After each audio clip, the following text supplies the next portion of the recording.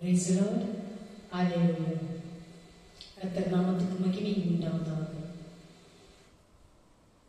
April மாதம் 12ஆம் தேதி ஞாயிற்றுக்கிழமை கர்த்தர் நம்மை அவருடைய கூடாரத்திற்கு, அவருடைய ஆலயத்திற்கு நம்மை அழைத்திருக்கிறார். நாம் நன்றியோடு அவரை நாம் துதித்து அவருடைய பாடல்களை பாடி அவருடைய வார்த்தைகளை கேட்டு நாம் ஒவ்வொரு நாளும் அவருடைய வார்த்தையினால் நாம் படித்து பயன் பெற வேண்டும். அப்படியாக இன்றைய நாளில் நாம் ஆண்டவரை மகிழ்ச்சியோடு நாம் ஆராதித்து துதிக்க வேண்டும். வார்த்தையை நாம் கொடுப்பது நீதிமொழிகள் 20 இறைவசனம் 7. நீதிமான் தன் உத்தமத்திலே நடக்கிறான், அவனுக்கு பிறகு அவன் பிள்ளைகளும் வாக்கியவான்களாய் இருப்பார்கள். படித்து பாருங்கள். நீதிமொழிகள் 20ஆம் அதிகாரம் 7வது வசனம். உங்கள் பிள்ளைகளுக்கு நீங்கள் கொடுக்கும் மிகப்பெரிய பரிசு செல்வம் அல்ல, மாறாக நேர்மை மற்றும் தேவ பக்தியுடன் கூடிய ஒரு நற்பெயரே ஆகும். சங்கீதத்தில் படிக்க பாருங்கள். சங்கீதம் 112ஆம் அதிகாரம் 2 வாசித்து பாருங்கள். நீதிமொழிகள் 13ஆம் அதிகாரம் 22 வாசித்து பாருங்கள். ஒரு பெற்றோரின் உண்மையுள்ள வாழ்க்கை குடும்பத்தை பாதுகாத்து செழிக்க செய்யும் ஒரு ஆசீர்வாதமான சூழ்நிலையை உருவாக்குகிறது. யாத்திராகமம் 20ஆம் அதிகாரம் 6 வாசித்து பாருங்கள். சங்கீதம் 103ஆம் அதிகாரம் 17 வாசித்து பாருங்கள். நாம் ஜெபிப்போம். எங்கள் அன்புள்ள பரலோக பிதாவே, எனக்கு பின்வரும் சந்ததியினருக்கு ஆசீர்வாதத்தின் பாதையை அமைக்கும் ஒரு சீரான வாழ்க்கையை வாழ எனக்கு உதவி செய்யும். இயேசுவின் நாமத்தில் ஜெபிப்போம் நல்ல பிதாவே, ஆமென். நாம் அனைவரும் இப்பொழுது ஆண்டவரை துதித்து பாடுவோமாக.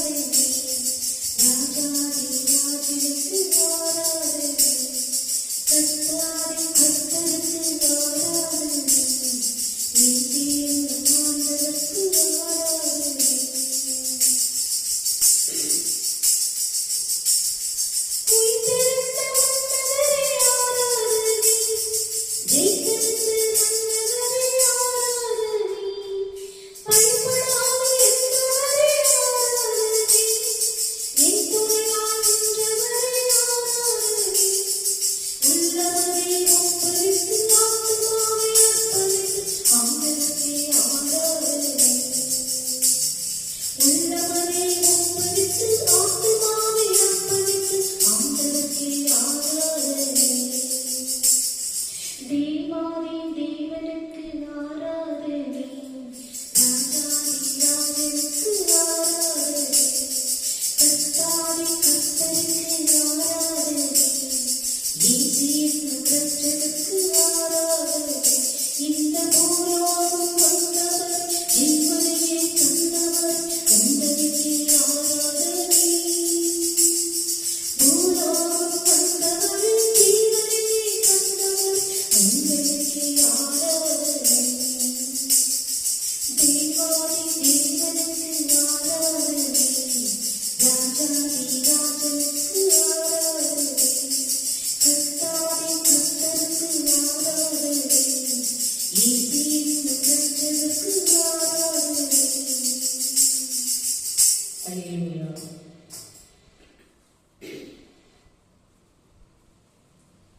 இப்பொழுது நாம் ஆண்டவருடைய வார்த்தையை கேட்போம்.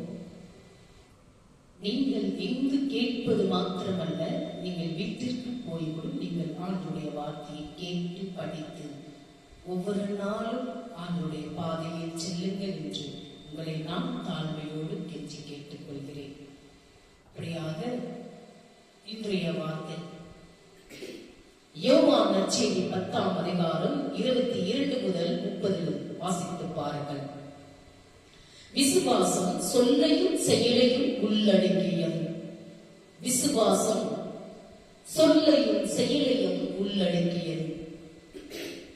இயேசு அவர்களுக்கு பிரதியுத்தரமாக, அதை உங்களுக்கு சொன்னேன், நீங்கள் விசுவாசிக்கவில்லை. என் பிதாவின் நாமத்தினாலே நான் செய்கிற கிரியைகளே என்னை குறித்து சாட்சி கொடுக்கிறது என்றார்.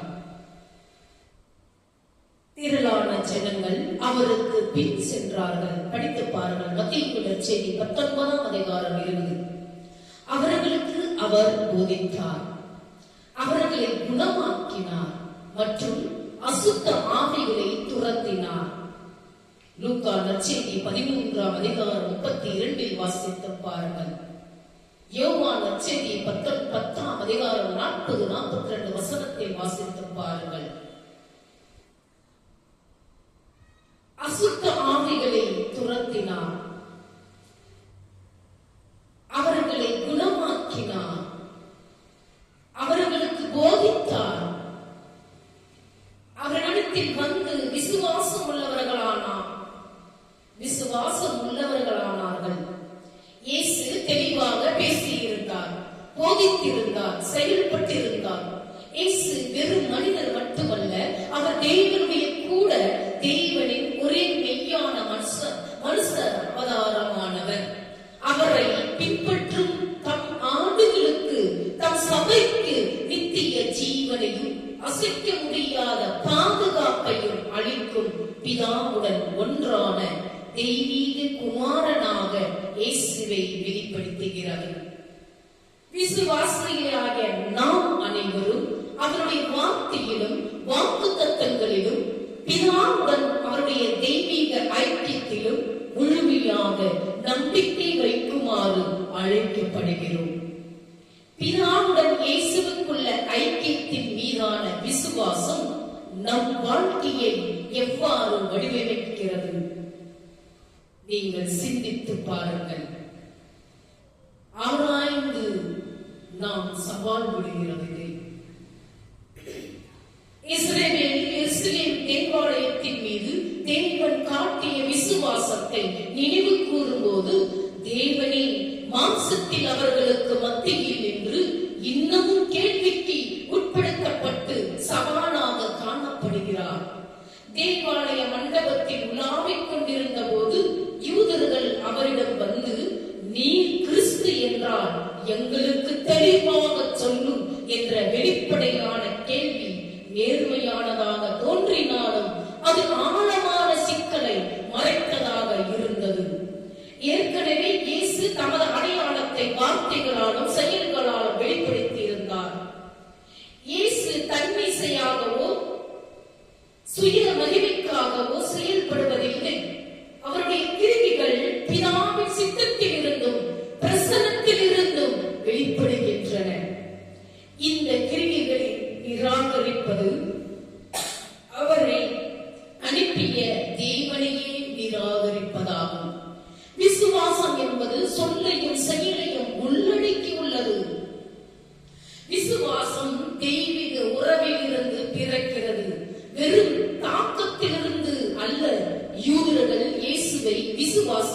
இல்லை.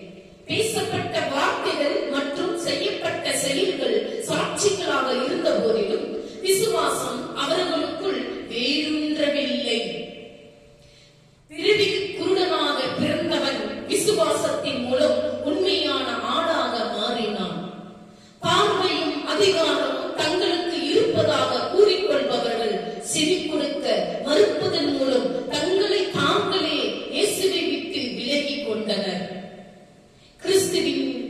கிறிஸ்து தத்துவம் என்பது கிறிஸ்துவை பற்றி அறிந்து கொள்வது மட்டுமல்ல, அவருடைய வார்த்தைக்கு செவி கொடுத்து வாழ்வதும் அவருடைய வழியில் நடப்பதும் ஆகும். கிறிஸ்து தம்மை பின்பற்றுவோருக்கு நித்திய ஜீவனை அருளி எந்த தீய வல்லமையும் எந்த தீய சக்தியையும் எந்த தீய வழியையும் கிறிஸ்துவின் கரத்திலிருந்து நம்மை பறித்து விடாதபடி பாதுகாக்கிறார் இயேசு. பிதாவும் கர்த்தராகிய இயேசு கிறிஸ்துவும் தமது ஆடுகளை காப்பதால் அவைகள் நித்தியமாக பாதுகாப்பாக இருக்கின்றன. நித்திய பாதுகாப்பை புரிந்து கொள்வது பரிசுத்தமான வாழ்க்கை வாழ்வதற்கு வழிவகுக்கிறது. நம் தேவன் வல்லமை உள்ளவர். ஒரு ஆணாகியும் கெட்டு போவது அவரது சித்தம் அல்ல. ஒரு மனிதனாவது கூட கெட்டு போவது அழிந்து போவது அவரது சித்தம் அல்ல. யோவான் நற்செய்தி 6ஆம் அதிகாரம் 39 நீங்கள் வாசித்து பாருங்கள். பிதாவும் இயேசுவும் ஒன்றாயிருந்து தமது பிள்ளைகளை பாதுகாத்து வழிநடத்துகின்றனர். இது நம் அனைவருக்கும் தெரிந்து கொள்ள விஷயம். இதை நாம் ஒவ்வொரு நாளும் பின்பற்றி வாழ்ந்து கொண்டிருக்கின்றோமா? நீங்கள் சிந்தித்து இனி ஒரு நாட்களில் ஆண்டவரை நாம் இருக அடைத்துக் கொண்டு அவரை ஒவ்வொரு நாளும் நாம் ஆராதிக்குவோம். ஜெபத்தின் மூலமாகவும் அவருடைய வார்த்தையின் மூலமாகவும் அவருடைய போஜனத்தின் மூலமாகவும் அவருடைய ஆசீர்வாதத்தின் மூலமாகவும் நாம் ஒவ்வொருவரும் அவருடைய பாதையில் நாம் செல்ல வேண்டும் என்றால் ஒவ்வொரு நாளும் கர்த்தர் அவருடைய கிருபையினாலும் அவருடைய இரத்த கோட்டையினாலும் நம்மை காத்து வழிநடத்தக்கூடியவர். கர்த்தர் தாமே உங்களை ஆசீர்வதிப்பாராக. ஆமென். இப்பொழுது நாம் காணிக்கை பாடல்களை பாடி துதிப்போமாக.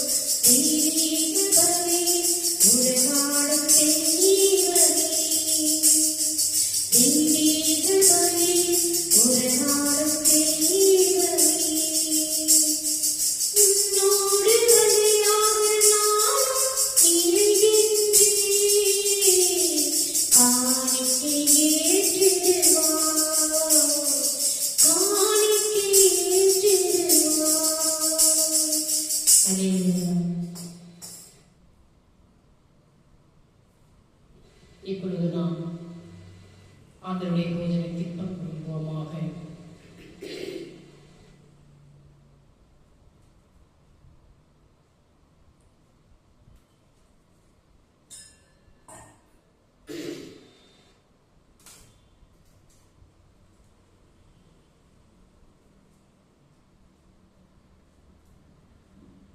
வானக தந்தையே, நீர் மெய்யாகவே தூயவர், புனிதருக்கெல்லாம் ஊற்று.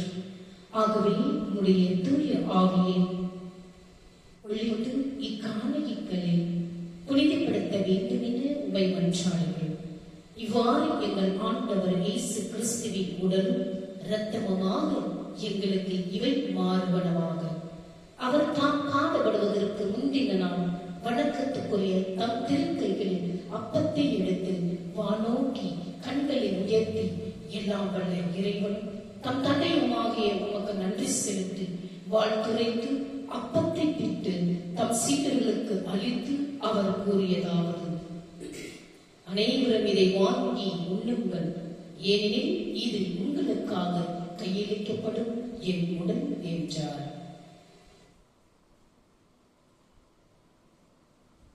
அவ்வளவே உணவருந்திய பின் மகிழ்ச்சி மிகுந்த இக்கிண்ணத்தை வணக்கத்துக்குரிய தம் திருக்கைகளில் எடுத்து மீண்டும் உமக்கு நன்றி செலுத்தி வாழ்த்துரைத்து தம் சீடர்களுக்கு அளித்து அவர் கூறியதாவது: அனைவரும் இதை வாங்கி பருகுங்கள், ஏனெனில் இது புதிய நித்திய உடன்படிக்கைக்கான என் இரத்தம். இது பாவ மன்னிப்புக்கென்று உங்களுக்காகவும் எல்லாருக்காகவும் சிந்தப்படும். இதை என் நினைவாக செய்யுங்கள் என்றார். நம் அனைவரும் உள்ளத்தினால் திரும்பி ஆண்டவருடைய போஜனத்தில் பங்கு கொள்வோமாக.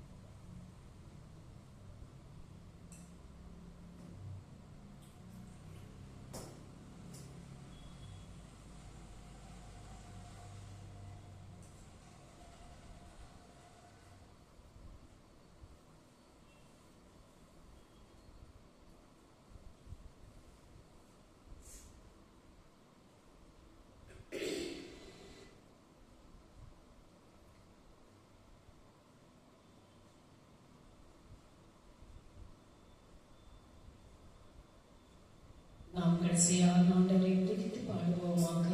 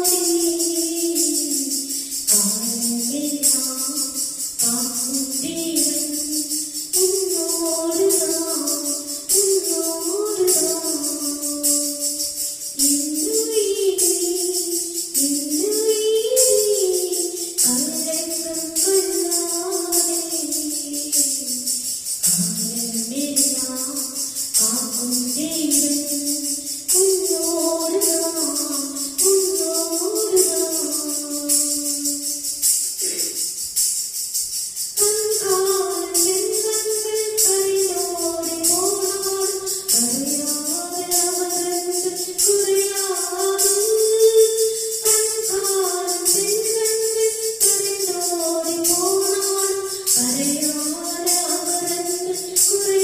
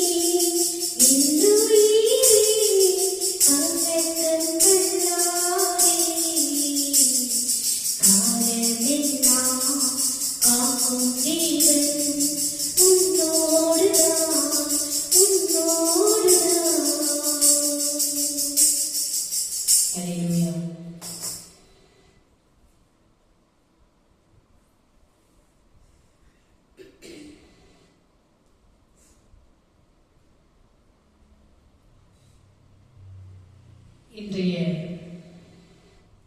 ஆராதனையானது, திருப்பலியானது திருப்பலியை கொடுத்துக் கொண்டிருக்கும் தீபா நித்திஷ் அவருடைய மகன் ஸ்ரீகாந்த் கிச்சு என்ற மகனுக்காக இந்த திருப்பலியை ஒப்புக் கொடுத்திருக்கின்றோம். இந்த திருப்பலியில் அந்த மகன் படித்துக் கொண்டிருக்கும் அந்த கல்வியில் அவன் பாஸ் ஆவதற்காக இந்த நன்றி திருப்பலியானது ஒப்புக் கொடுத்திருக்கின்றார்கள். மீண்டும் அவனுக்கு, அந்த மகனுக்கு நல்ல ஒரு கல்வி அறிவை கொடுத்து ஆண்டவரின் ஞானத்தினால் அவனை நிரப்பி அவனுடைய மனதில் அந்த படிக்கக்கூடிய ஆர்வத்தை அவனுக்கு கொடுக்க வேண்டும் என்றும், அவனுக்கு நல்ல உடல் சுகத்தையும் பலத்தையும் கொடுத்து இன்னும் இந்த கல்வி அறிவில் அவன் நன்றாக படித்து அவன் முன்னேற்றம் அடைந்து ஆண்டவருக்கு ஒரு நன்றியுள்ள பிள்ளையாக அந்த மகனை தேர்ந்தெடுத்ததற்காக நன்றி செலுத்தி மீண்டும் அவன் நன்றாக படிக்க வேண்டும் என்றும், நல்ல ஞாபக சக்தியை அந்த மகனுக்கு கொடுக்க வேண்டும் என்றும், நல்ல ஒரு பக்தி விசுவாசத்தில் அவன் நிலைக்க வேண்டும் என்றும், அந்த குடும்பம் நல்ல ஒரு ஆண்டவருடைய குடும்பமாகவும் ஆண்டவருக்கு நல்ல ஒரு சத்திய வாழ்க்கையை வாழ்ந்து ஆண்டவருடைய குடும்ப பிள்ளைகளாக ஒவ்வொரு நாளும் அவர்கள் வாழ வேண்டும் என்றும், ஒவ்வொரு நாளும் ஆண்டவர் அவருடைய கிருபையினாலும் அவருடைய இரத்த கோட்டையினாலும் அவர்களை பாதுகாத்து வழிநடத்த வேண்டும் என்றும், அந்த குடும்பத்தில் ஒவ்வொருவரையும் ஆசீர்வதிக்க வேண்டும் என்றும் கர்த்தர் தாமே இந்த திருப்பலியில் ஆராதனையில் பங்கு கொள்ள நாம் அனைவரும் அவருக்காக ஜெபிப்போமாக. கண்களை மூடி நாம் ஜெபிப்போம். பரலோக பிதாவே, எங்கள் வாழ்க்கையில் உமது அசைக்க முடியாத அன்புக்காகவும் பிரசன்னத்திற்காகவும் நன்றி. நீரே கண்மலை பெலனின் ஊற்று என்பதை அறிந்து உம்மை உறுதியாக பற்றிக் கொள்ள எங்களுக்கு உதவும். சந்தோஷமான, சந்தேகமான அல்லது நிச்சயமற்ற நேரங்களில் உமது வாக்குத்தத்தங்களை எங்களுக்கு நினைவூட்டி நீதியின் பாதையில் எங்களை வழிநடத்தும். எங்கள் நங்கூரமாகவும் எங்கள் நிலையான நம்பிக்கையின் ஊற்றாகவும் இருப்பதற்காக உமக்கு நன்றி. வாழ்க்கை பயணம் முழுவதும் உம்மிடத்தில் மட்டுமே நாங்கள் நிற்கிறோம். நீர் எங்களை பற்றிக் கொண்டிருக்கிறீர் என்பதை நாங்கள் அறிவோம். தகப்பனே, உமது குமாரனாகிய எங்கள் ஆண்டவர் இயேசு இந்த பூமியில் இருந்த போது அவர் குடிருக்கு கண் கொடுத்தார், புடவரை நடக்க வைத்தார், பிசாசுகளை விடுவித்தார், மரித்தோரை உயிர்ப்பித்தார். உமது ராஜ்யத்தின் உண்மைகளையும் எங்கள் ஆவிக்குரிய வாழ்க்கைக்கான உமது திட்டத்தையும் காணும்படி எங்கள் ஆவிக்குரிய கண்களில் திறக்கும்படி உம்மிடம் கேட்கிறோம். ஆண்டவரே, எங்களை குருடாக்கும் அந்தகாரம், பயம் அல்லது அவிவிசுவாசம் போன்ற எந்த திரையையும் அகற்றும். நீர் எங்களை அழைத்த நம்பிக்கையை அறியும்படி எங்கள் இருதயத்தின் கண்களை ஒளிரச் செய்யும். உமது கருணை செயல்படுவதை நாங்கள் அறிந்து கொள்ள ஞானத்தையும் வெளிப்பாட்டின் ஆவியையும் எங்களுக்கு தந்து ஆவிக்குரிய உறக்கத்திலிருந்து எங்களை விடுவியும். உமது பரிபூரண சித்தத்தை கண்டு பின்பற்ற விரும்புகிறோம். இயேசுவின் விலையேற பெற்ற நாமத்தில் ஜெபிக்கிறோம் எங்கள் ஜீவனுள்ள நல்ல பிதாவே, ஆமென். என் ஆத்துமாவின் கர்த்தரை ஸ்தோத்திரி, என் முழு உள்ளமே அவருடைய பரிசுத்த நாமத்தை ஸ்தோத்தரி. என் ஆத்துமாவே கர்த்தரை ஸ்தோத்தரி. அவர் செய்த சகல உபகாரங்களை மறவாதே. நம் கண்களை மூடி ஜெபிப்போமாக. இந்த திருப்புரையில் இந்த தேங்க்ஸ்கிவிங் மாஸ் கொடுத்திருக்கும் அவருடைய பிள்ளைகளை ஆசீர்வதி, அந்த குடும்பத்தையும் ஆசீர்வதியும். தீபா, நிதிஷ், ஸ்ரீகாந்த், கிச்சன், தியான், விட்டு இந்த 2 குழந்தைகளையும் கர்த்தர் கரத்தில் நாம் வைத்து அவர்களுக்காக நாம் ஜெபிப்போமாக.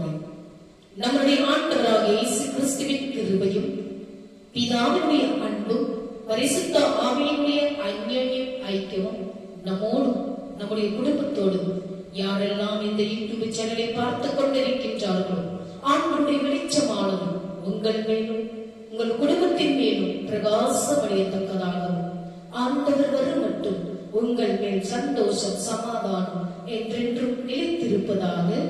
ஆமென். May God bless you. ஆண்டவர் உங்களை ஒவ்வொருவரையும் ஆசீர்வதிப்பாராக. ஆமென்.